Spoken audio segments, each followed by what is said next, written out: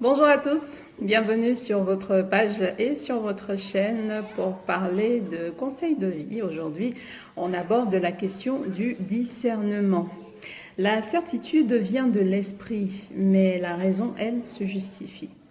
Il nous arrive plusieurs fois d'entendre des phrases du genre « Un cœur m'a dit de faire ceci, j'ai pensé à faire cela, j'ai senti qu'il fallait faire ça, mais… » On est parfois témoin, voilà, ou en plein dans un dilemme.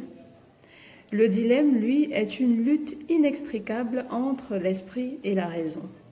Donc, c'est pourtant deux voisins, mais qui ne s'entendent pas beaucoup, l'esprit et la raison. C'est très rare les cas où l'esprit et la raison s'entendent, mais il y en a bien sûr, ça arrive. La raison, c'est cette partie de nous que nous croyions jusqu'ici la plus raisonnable. Pourtant, la raison est celle qui nous rappelle effectivement toutes les règles apprises dans cette société qui nous a vu naître. C'est dans la raison que se loge, par exemple, tu ne voleras pas, toutes les réglementations, la politesse, les règles de vie, les règles d'hygiène, tout ce qui est de la loi des hommes. Mais elle n'est pas que. C'est également sur la raison qu'on s'appuie pour la plupart de nos choix qu'on veut raisonnables et bons pour nous. Donc, sauf que la raison, elle, ne s'appuie que sur ce qu'elle connaît. La raison ne s'appuie que sur le vécu, sur le connu, sur l'expérience, sur le déjà entendu. Souvenez-vous, l'inconnu se trouve dans le connu. Et donc, en fait, la raison s'appuie sur une connaissance, mais une connaissance partielle des choses, puisqu'effectivement, derrière le connu, il y a toujours un inconnu. Et donc, c'est dessus que la raison s'appuie. La raison essaiera toujours de justifier le choix qu'elle opère.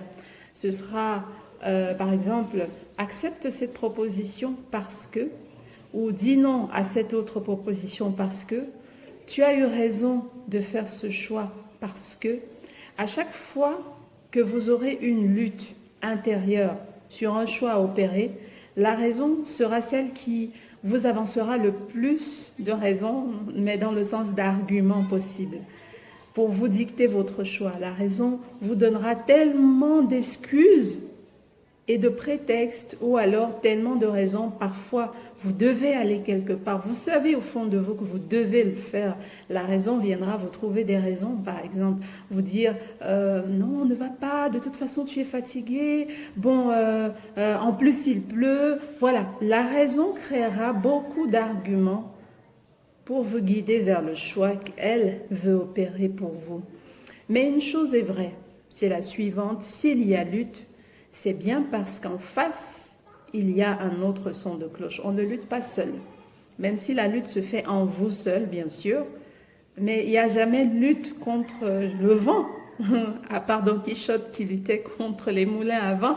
Il n'y a jamais lutte contre le vent, mais il y a toujours quelqu'un, ou alors il y a toujours une partie d'en face contre qui ou avec qui on lutte, et c'est bien l'esprit, cette autre partie-là qui vous parle, ce un cœur qui vous dit quelque chose. Il ne vous dira jamais autre chose que la même chose.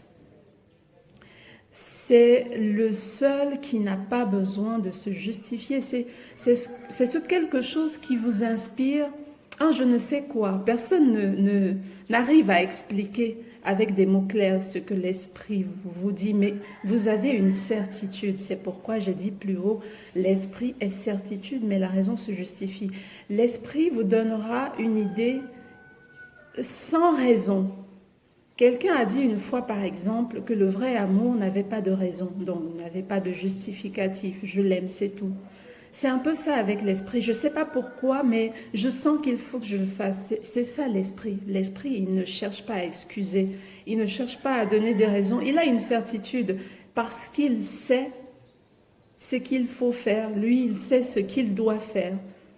Et si on se souvient qu'on est d'abord un esprit à la base, peut-être, pourquoi pas. On devrait tendre un peu l'oreille à cet esprit-là.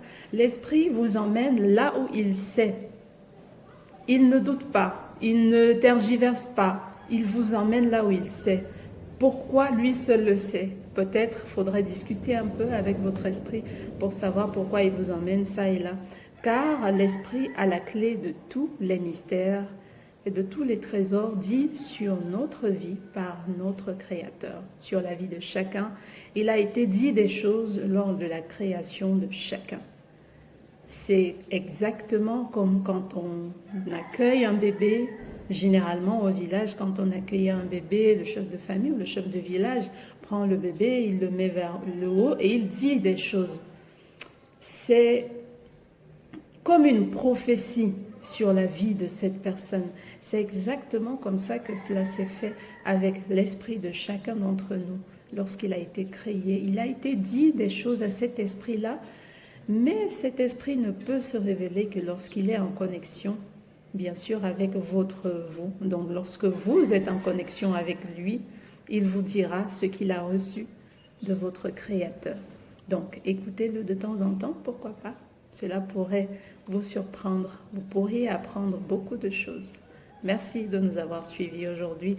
On se retrouve demain pour un nouveau conseil de vie sur votre page et sur votre chaîne. N'oubliez pas, abonnez-vous, likez, partagez. Merci à tous.